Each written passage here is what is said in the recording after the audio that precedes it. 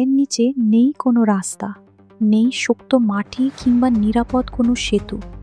সামনে শুধু সরু একটি তার, আর তার নিচে প্রায় ৩৫০ মিটার গভীর শূন্যতা। এই ভয়ঙ্কর উচ্চতাতেই এক পা দু পা করে সামনে এগিয়ে যাচ্ছেন কয়েকজন দুঃসাহসী মানুষ। লক্ষ্য, নিজেদের দক্ষতা প্রমাণ করা এবং রেকর্ড গড়ার চেষ্টা।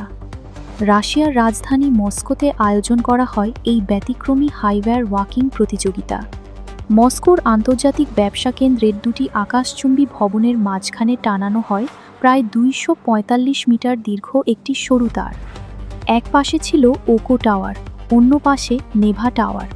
আর এই দুই ভবনের মাঝখানে মাটির প্রায় ৩৫০ মিটার ওপরে সেই তারের ওপর দিয়েই এগিয়ে যেতে হয় প্রতিযোগীদের। নিচে ব্যস্ত শহর, চারপাশে বিশাল ভবন, আর ওপরে খোলা আকাশ। বাতাসের সামান্য নড়াচড়াতেও দুলছে সরু তারটি। ভারসাম্য ধরে রাখতে প্রতিযোগীদের হাতে রয়েছে লম্বা ব্যালেন্সিং পোল।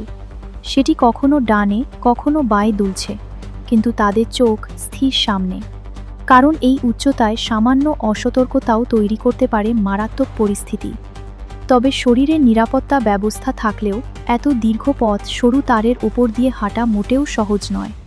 এখানে শুধু শারীরিক ভারসাম্য নয়, প্রয়োজন অসাধারণ মনোযোগ, ধৈর্য, আত্মবিশ্বাস এবং ভয় নিয়ন্ত্রণের ক্ষমতা।